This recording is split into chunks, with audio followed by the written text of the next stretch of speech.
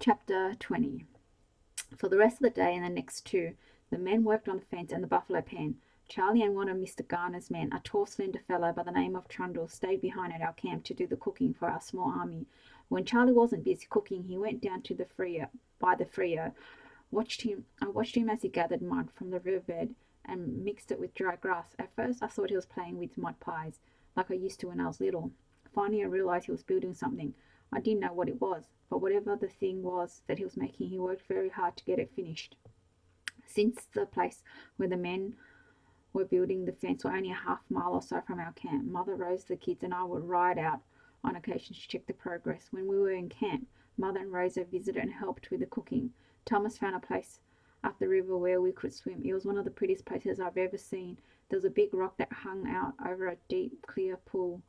Upstream, the river narrowed into a slender channel that cut up a trough right through the center of the enormous flat boulder. The rock was smooth and slick. Thomas discovered that he could climb to the top of it and sit in the water. The water would shove him down the trough, swishing and sliding until he plopped off the end into the pool. With all of Thomas's giggling and laughing as he slid down the thing, it didn't take Jennifer and I long to join in the fun. Mother and Rosa watched us. I had a great time with the children, but I was somewhat torn between playing in the water and listening to Mother and Rosa's conversations. Rosa was a very intelligent lady like Mother. She had travelled a great deal and had seen many interesting exotic places. Also, like Mother, she was a woman of strong will and determination. Once I overheard Rosa telling Mother how she helped her husband fight off a band of Apache Indians who had fled the reservation in the Arizona Territory. In my mind's eye, I could picture her, rifle in hand, a determined look on her beautiful face, fighting Indians at her husband's side. I loved the time we spent in the little swimming hole on the Frio River. In the evening, the men would come in from their work. Instead of sitting beside Charlie or Les and totally ignoring me, Dave sat by the fire next to me. We talked about the school that I went to and how it compared to the school he had attended in Pawnee. He talked about the ocean. David had never seen an ocean. Mostly we talked about New England. I had visited Boston on a couple of occasions because Daddy's mother and father lived there. David wanted to know what the country looked like. He wanted to know all about the people and if they were different from the people in Texas and Oklahoma. He wanted to know how about customs to see if things were the same there as what he knew out west. I wanted to ask him why he was curious about New England when I never did. I enjoyed his company. I didn't dare risk running him off by asking too many questions. Each evening I looked forward to David returning from his work on the buffalo pen. I looked forward to how his eyes would search me out from the others when he rode in. Each time he spotted me, the look in his eyes made me feel like I had on the red dress with the black lace. Mother and I were prepared to ride out Saturday morning to see how work was progressing when I noticed smoke coming from the river. Instead of following Mother, Sarge and I went to see what Charlie was doing. The smoke came from the thing Charlie had been working on, made of mud and grass. The thing was almost as tall as he. Dome-shaped, it looked like some giant beehive with an opening in one side and a giant chimney for the smoke to come out the other. "What are you doing, Charlie?" I asked, riding up to him. He had been down on one knee, fanning the fire inside. Instantly, he jumped to his feet, turned to me. "What is this thing, Charlie?" He smiled proudly. "It's an adobe oven," he said. I frowned. "You already have a Dutch oven. Why are you making another oven?" Charlie kind of stuck his nose in the air. "A Dutch oven is good for biscuits and cornbread, but there are certain things that I can't cook in one. I need a special oven for special things." "What special things?" "None of your business," he said, shooing me away with his hands. "Go on with your mother. I'm busy." I frowned and rode off. It was the first time since I met Charlie that he wouldn't tell me something. I didn't worry about it for long. Mother was already on her way to see how the construction was going, and I wanted to be there soon. The men finished building the pen and fence. By the late Saturday afternoon, we spent Sunday resting and planning to drive the buffalo first thing Monday morning. Sunday afternoon, we talked David, Charlie, Les, and Mr. Garner into going with us to the swimming hole. Rosa lent me a thick, heavy blue blouse. Swimming in my thin white blouse and my embroidered flannel drawers was all right, with no one there to see me but women and children. With David coming, I needed something more, so I wore the thick blouse and my Levi's. We swam and laughed and played. We slid down the water slide. We jumped from another big rock into the pool. David splashed me, and a couple of times he ducked me. I tried to duck him back, but he was too strong for me to push under. David and Mr. Garner played with the children. They would pick them up from the water and throw them far out into the pool. Everyone laughed and hollered as they splashed. I never had so much fun. Tired as I was from all we had done that day, I had a horrible time falling asleep that night. When I lay down on my bed and closed my eyes, I thought about tomorrow. I had fought mother so hard about coming on this trip. I hated the thought of leaving my home. I had hated being away from Philip and away from my friends. Now I didn't want to leave. Tomorrow we would herd the buffalo into the pen and load them in boxes in the wagons. Tomorrow we would start back for San Antonio and from there home. Tomorrow it would be almost over. I sat up and rested my chin on my hand. In a way, I also wished we could stay forever, but I knew we couldn't, so I wished something would happen. Maybe something could go wrong. Maybe we wouldn't be able to catch the buffalo, at least not for a while.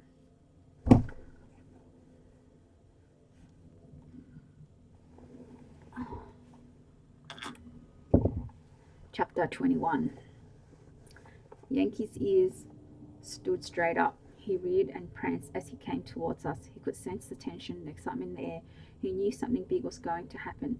Sarge could feel it too. He kept pawing the ground and wiggling around while I tried to tighten the cinch around his middle. Not far from where Mother and I were saddling our horses, David drew Yankee up and tied the reins to the limb of a small tree. "Amanda," he called, smiling at me. The way he smiled, I had to glance down just to make sure I didn't have on the red dress. He came up beside me and, taking the leather cinch from my hand, tightened Sarge's saddle for me. "I know you're a good rider, but, well, I'm not trying to be smart or anything. I just feel better if you'd stay here with Charlie and Rosa instead of going on the drive." I looked at him. I didn't know what to say. He leaned his arm across Sarge's neck. "Buffaloes are dangerous. They're a lot faster than most people think, and if they ever turn on us, if they ever get on the fight, well, I'd just feel better if you stayed here." I couldn't say anything smart or cute. Dave was far too serious. I couldn't argue with him. I could tell how concerned he was, how worried he was about my safety. Still, I don't know why, but I had to be there. I had to go with them. So all I did was untie Sarge's rein from the tent rope and climb on his back. It took us over an hour to skirt around the hills. We came back to the freeway about a mile beyond the little valley where the buffalo were.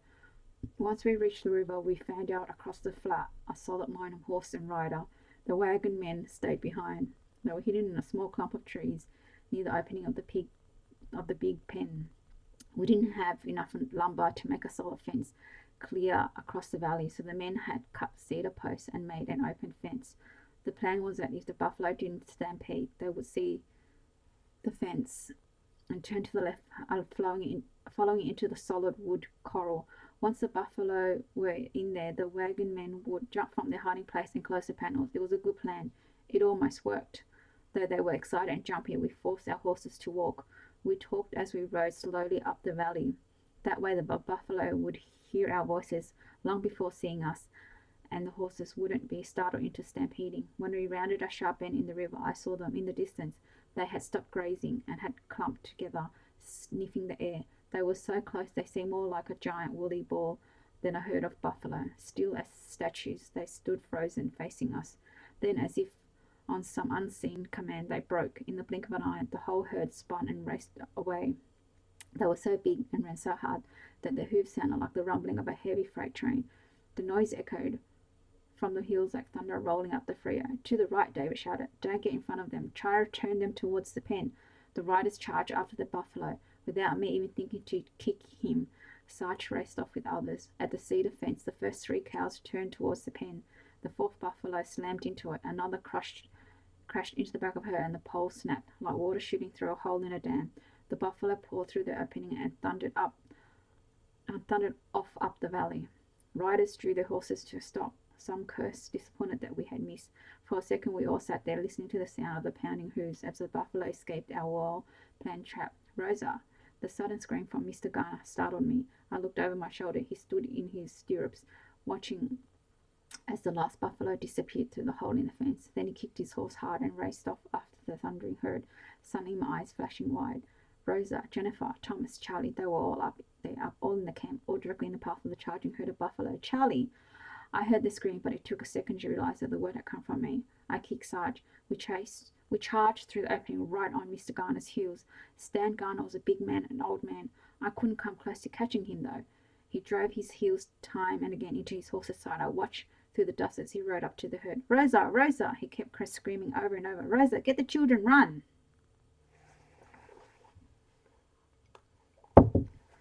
Chapter 22. Mr. Garner waved his arms and yelled as he rode alongside the buffalo. It didn't bother them. They charged straight ahead up the Frio River. He kicked his horse harder and raced ahead of them. Sarge and I were a good 100 yards behind the buffalo when we rounded another bend in the river. I could see the camp now. Mr. Garner reached Rosa and the children's tent before the stampede heard. His horse slid on its haunches and stopped. Frantically, Mr. Garner's eyes searched. Rosa and the children were nowhere in sight. The buffalo separated into two lines. Most of them streamed right through the middle of our camp. I saw the man called Trundle running only inches in front of the buffalo. He made a flying leap for the back of a wagon. The herd streamed around the wagon where he hid, only to crash into the next wagon, the one beside that. The wagon flipped, and within seconds they turned to nothing but splintered wood beneath the raging hooves. 3 of the buffaloes and the 2 calves veered off to the right. Then I saw the little puff of smoke. I saw the dome-like thing Charlie had told me was an oven. I saw Charlie. He stood between the buffalo and his oven. He waved his hat and arms, and then he yelled and shouted, "No, Charlie, run!" My scream was nothing more than a whisper, a desperate cry. There was nothing I could do to save my dear friend. As I rode towards him, it seemed like a miracle was happening. The first 2 buffalo dodged around him. The calves did too, missing Charlie by only inches. They raced up the river. I felt a lump in my throat. The 3rd buffalo stopped right in front of him. For a second, she watched the crazy Mexican waving his hat. Then she snorted.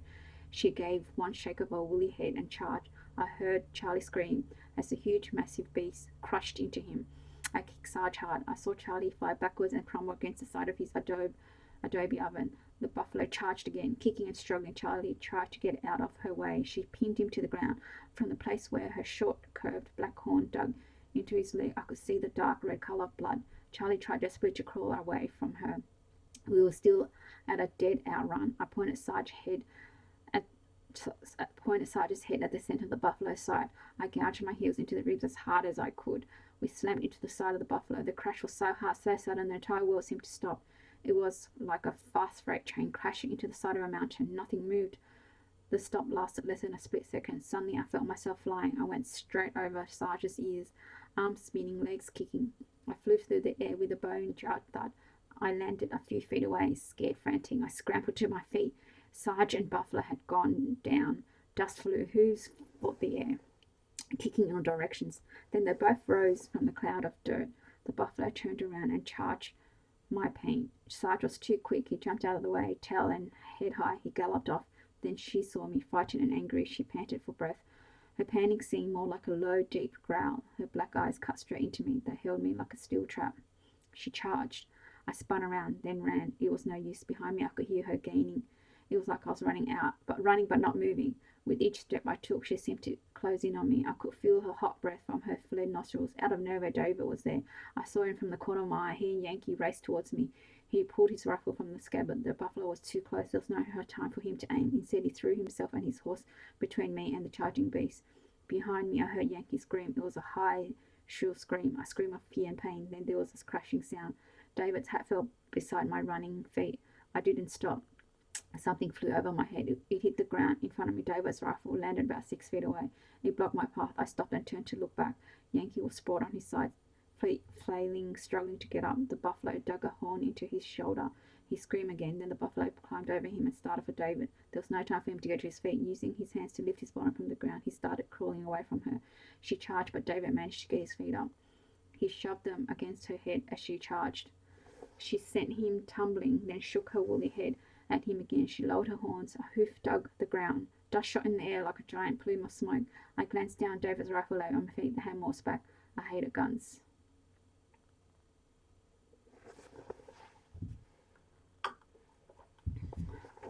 Chapter 23.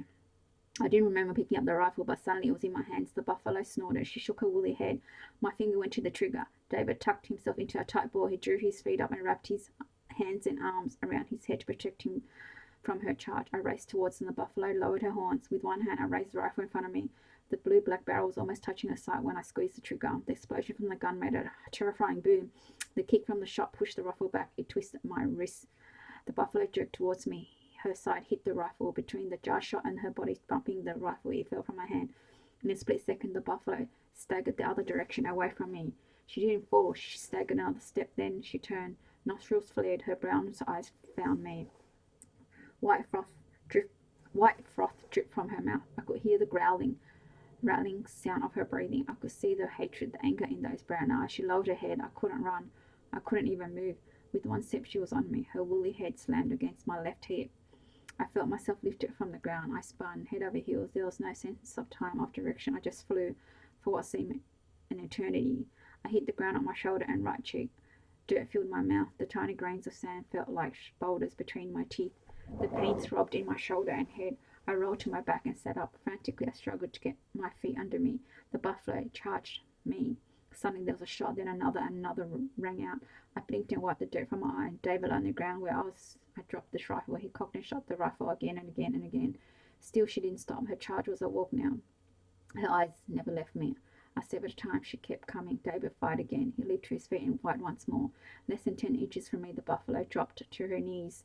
I scooted back on my hands and bottoms. She lunged, struggling one last time to charge me, then fell to her side. My eyes didn't blink as I watched her. She breathed for a moment. Then there was nothing but the sound of the free air as it gurgled and bubbled down the little valley. David dropped his rifle in the dirt and ran towards me. Before he got there, I felt hands under my shoulder. Something lifted me from the ground. I looked around and saw Charlie. His brow was wrinkled and worried. Then David was there too. The words came so fast and furious I couldn't even hear them, much less answer. They wanted to know if I was hurt. They asked if my leg was injured, where the buffalo crashed into me. They wondered if I realized I could have been killed. The way they hugged me and held me up, I couldn't tell if I was hurt or not. They talked so fast and loud and shot questions so quickly, their words finally blended into nothing but a solid wall of noise. And above noise of their frantic worried chatter, I heard another sound. It was a soft lolling sound. Leaning around David's broad shoulders, I tried to find where it came from. There in the bushes, near Charlie, I dove up and I saw it. The little buffalo calf was blond and ugly. He lulled again and tilted his head to the side as he moved towards the huge animal on the ground beside us. My heart stopped. A little cattle calf came, cautious to his mother. He nudged her lifeless form from his fuzzy nose. My heart had already stopped. It melted then, like butter on a hot grill. It ran down my insides to a little puddle in my calfskin's cowboy boots. When I saw that baby crying for its mother who I had killed, I wanted to die. I had to get to him. I had to help him. Dave and Charlie wouldn't let me go. I struggled to reach out for the helpless little calf. They held me. I fought trying to get to him. I cried and slung my fist and screamed, and David swooped me up in his arms. Charlie held my hands. It had all happened too fast. The buffalo chunk to kill Charlie, then David, the rifle, now the baby buffalo chunk to find his mother. I felt safe in David's arm, but my heart was broken. My only thought was to get to the baby. I yanked my hands loose from Charlie's grasp. I slugged David. I fought to get away. David held me in his strong arms. His blue eyes were soft, gentle, and understanding. So I slugged him again. Then everything started to spin. I took one deep breath after another, but I was shaking so hard I couldn't get any air. A sudden chill swept through me, and everything went black. I felt cool, wet. No wonder I told myself, you're sitting in the water. I blinked and looked around. Mother was next to me. Her arms were around my shoulder, and she was dabbing my face with a wet washcloth. We were in the shallow end of our swimming hole on the free river. I had all my clothes on, even my boots. So why was I sitting in the water? Mother, what? Where? Mother patted my face with the wet cloth. It's okay, baby, she soothed. You're fine. Just got a little hysterical. What happened? You're kind of out of your head a bit, but you're all right now. I felt weak, exhausted. Really? Did I go crazy, Mother? She shrugged. A little crazy, she admitted. But you're back to being yourself now. You're okay. What did I do, Mother? Please tell me. She sighed. Well, I don't know for sure. When I rode up, you were screaming, crying, beating the tar out of David and Charlie. Charlie's okay, I broke in. He's fine, Mother said. Rosa said he needs some stitches in his legs where the buffalo gored him. But he won't hold still long enough for her to sew him up. He said he has something special in the oven and won't let her touch him until he's through with it. What about Rosa and the kids? Are they safe? Is Yankee hurt bad? Mother dabbed at my face and handed me the washcloth. They're fine. Rosa and the kids were up here swimming when the buffalo charged through the camp. They didn't even know anything was going on until they heard the gunfire. Yankee had a bad rip in his shoulder. Rosa got a needle from her tent. Yankee yanked a long strand of hair out of his tail and sewed him up. Mother cocked an eyebrow at me. I think that lady, along with playing the piano, has a lot of patience sewing up wounds. Yankee's going to be as good as new in no time. David had a bloody nose from where you punched him. He's not hurt though, just more confused than anything. I felt my eyes swallow in my head. Then suddenly I was more exhausted than ever. My arms flopped limply in the water beside me. Why? I moaned. Why? Why what? Mother said. Why did you hit him? Or why is he confused? Both. Mother shrugged. You hit him because he and Charlie were trying to keep you from going after the buffalo calf. You kept crying, screaming about all she was doing was trying to save her baby, and you killed her. I guess you're going to the thing up in your arms like you did with the little stray puppy you found that time in Boston. You were fighting them like a wildcat trying to get to that baby so you could take care of it. A tear leaked out of my eye. We didn't mean to kill her, Mother. I didn't know she had a baby. Mother cut my chin in her hand and looked me straight in the eye. You had no choice, Amanda. If you hadn't stopped her, she would have killed David, or you, or Charlie, probably all three of you. You both did what had to be done. There was no other choice. Reluctantly, I nodded. I knew Mother was right. Then I got to thinking about what I'd done to David and Charlie, how I acted, how I flipped clear out of my head. I felt so bad. I wanted to die. My bottom slipped from the rock where I sat and I slid down the river. I went clear under. Mother pulled me back by the head. Now what? Charlie, I sputtered, spitting the water out of my mouth. David, I'll never be able to face them, not ever. I made such a fool of myself. Mother gave a little laugh, Like I said, Amanda, you were hysterical. Everything happened to you too quickly. It was life or death and you did what you had to do. Then your feelings, your emotions, everything hit you at once. The things that happened and the things you felt, well, they all got tangled up and spinning around inside your head and heart. She patted my knee. We women do have the right to get hysterical every now and then. Besides, there was a sly smile on her lips. It's all right to act like that around men. Keeps them confused, off guard. She wiggled an eyebrow. Keeps them interested. Now, come on, we need to get some dry clothes on you and you need something to eat.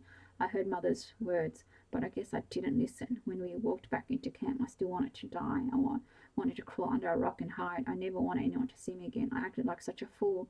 I had Buckfoot sneak back to our tent without anyone noticing. As we made our way there, all the men seemed to stop their work of cleaning up the camp to look at me. Most smiled. Some even tipped their hats as Mother and I walked by.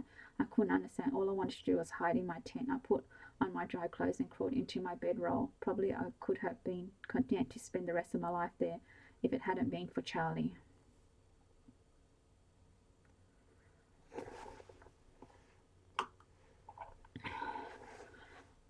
Chapter 24. The sound of voices woke me from my long nap. I stretched and rolled to my side. I could tell it was late afternoon from the soft light that flooded through the crack at the tent flap. It was bright when I first fell asleep. Now the light was much softer. It was getting dark outside. The voices came again. There was hushed whispers, people moving about. Quit pushing me, Charlie's voice snapped. I'm going. I propped myself on one elbow and moved so I could see out the tent flap. Charlie was limping towards my tent. A red bandana caked with blood was wrapped around his leg. He held something behind his back. When he stopped again, I saw Les and David shove him from behind. Quit pushing, he growled. I said I was going.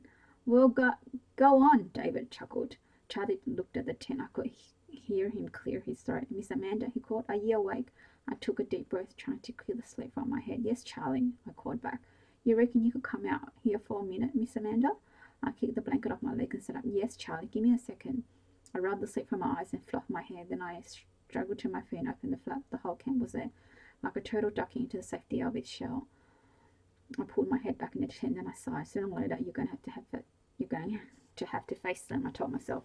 Might as well get it over with. I took another deep breath and stepped out into the cool Texas evening. Charlie smiled. He leaped to where I stood. From behind his back, he brought out a big tin platter. Right in the center of it was a cake. At least I think it was a cake. There were 3 layers. They were bigger around, but not much thicker than the flapjacks Charlie fixed for breakfast. The cake was dripping with white icing. A single crooked candle stood in the middle. Charlie held the platter towards me. The candle flickered. Little drops of clear wax dripped from the tips to where the pile of icing had collected in the center on the fallen cake. Happy birthday, he smiled. Everyone around us cheered and clapped. I stood there gaping. There was laughing and clapping. And when I still hadn't taken the cake from him, Charlie took another step towards me. I'm sorry, Amanda, he whispered close to my ear so I could hear him above all the chewing. It was going to be a right pretty cake, the best I'd ever done. But, well, when that darn buffalo knocked me into the side of the oven, he shrugged. Well, I think it must have fell. I'm just so sorry that. He stopped and looked down the cake. Then he looked at me. His lips quivered. I'm just so sorry. The words were hard for him to get out. Just sorry that it ain't as pretty as what you deserve. His lips still quivered, and he clamped them together like a vice. A tear fell from his left eye. I couldn't believe that anyone could care so much for me. The water started to swell in my eyes. I didn't take the cake from Charlie. Instead, I wrapped my arms around his neck. I kissed him on his brown, weathered cheek, where the little tear trickled down. Charlie, I said, it's the most beautiful cake I've ever had. I meant it too. I think Charlie knew that. His brown face began to turn red. A little tear squeezed out of his other eye. My cheek felt wet too. I guess we would have stood there bawling at each other if Rosa hadn't come to our rescue. She took the tray and handed it to Mother. Mrs. Guthridge, would you cut the cake? Then she turned to Charlie. There was a gentle smile on her face. She tried to hide it and looked very stern. Charlie and I were going to stitch that leg up now. You've put it off long enough, so it's time to get it fixed. She lashed onto his ear like I had seen her do to Thomas one time, back of the wrench when he wouldn't mind her. Holding his ear, she led Charlie off through the crowd. I'll bring the painkiller, Charlie. Mr. Garner called from behind Mother. Got a bottle of Kentucky sipping whiskey in my saddlebag, ought to do the trick. As he trotted after, their mother made me blow out the candle. I didn't tell her what I'd wished for. Mother cut the cake into tiny pieces so there would be enough for all of them. All of the men, as they took the little slivers of cake, they thanked Mother and returned to their campfires to finish their supper. After a bit, the Garners and Charlie came back. We sat around our campfire and ate. We visited for only a little while. Rosa could hardly join in the conversation because Jennifer and Thomas kept tugging on her blouse and trying to whisper something to her. All right, she said finally. You may go get the presents. It took them only seconds to race to their tent and come back. Thomas handed me a wooden yo-yo. From behind her back, Jennifer handed me a brown package wrapped with a string. This is from Mama and me both. She beamed. I untied the string and opened the paper. A red dress with black lace was wrapped inside. It was the dress I'd worn that first night at the Garners Ranch. It looked so good on you, Rose said. Everyone thought you should have it. I wanted to cry. My present ain't here yet. Mr. Garner's voice rumbled deep and smooth. Sent a couple of riders back to the ranch. They're fetching our best milk cow. It's going to be my present to you, Amanda. I frowned and my head tilted to the side. A cow? Cow, he repeated with a big broad smile. You're going to need her. You'll see. Suddenly David was standing over me. He held out his hand. I took it and he pulled it to my feet. He didn't let go of my hand as he led me across the camp. But before we reached the river, he stopped and turned to face me. You may not like my present, he said. It smells bad. It's hard to take care of. It's a little on the ugly side. In fact, it's nothing but a bunch of trouble. A mischievous twinkle came to his deep blue eyes. But after beating me and Charlie this morning, he said, rubbing his nose, I figure you deserve it. He led me a few steps further. I could see a small wooden pen no higher than my waist. It was some 6 feet long and about 3 feet wide. Inside the pen was a baby buffalo. The white cotton blouse that I had on at the swimming hole was tied around his head to cover his eyes and nose. I stood frozen for a moment. Suddenly David's arm was around my shoulder, his hand around my waist. He's a little bull calf, David said. They'll make him up, be harder to handle. I tied your shirt on him so he'll get your scent. When we uncover his eyes, you'll need to be standing in front of him so you can give him his sugar tea. He reached down and picked up a leather glove. It was a heavy filled with liquid and drawn tight at the top with a leather strap. Sugar or water dropped from the small hole. Cutting one finger, Rosa moved up beside us. Lots of time a calf will lose his mother on the ranch, she said softly. If we can find another cow that will let him nurse, that's best. If not, we do what David has done with this little fellow. We can find him another mother. He'll know your smell. He'll know you're the one who feeds him. The sugar water will have to do until our riders get back with the cow. After a couple of days, he'll be following you around like a little puppy. You're his mama now, Amanda. David took me to the pen. He warned me that the calf might kick, not to get in with him until I'd petted him and gentled him down for a few days. He also told me the calf might butt when I feed him the sugar water. Then he took my hand and held it against the animal's nose as he untied my shirt from around its head. The calf's nose was cold and wet. His little tongue was rough when he licked my hand. As I held the glove out and he got a drop of the sugar water on his tongue, he butted the glove so hard I dropped it. I snatched it up quickly and gave it to him again. It took the little buffalo only seconds to slurp down the water. Charlie took the glove and went to fill it with more sugar and water. David scooted over beside me while I petted the calf and scratched him behind his ears. He's got a very good birthday present, David whispered. He's going to be a lot of work if you don't want to take care of him. Les or one of the hands will be glad. Oh no, I cut him off. I do want to take care of him. He's the most perfect birthday present ever. I wrapped my arms around David's neck. I kissed him right on the lips. A sudden loud cheer erupted. David and I both jerked and looked to the side. Neither of us had noticed that the whole camp had followed us to the pen where the baby buffalo was. Neither of us thought about Mother or the Garners standing there watching us. Really and truly, neither of us cared. David ignored the clapping and cheers. He turned back and looked down at me with those deep blue eyes. With one hand he took his hat off. He held it close to his cheeks, hiding us from the crowd. With his other arm he pulled me tight against him. Then he kissed me.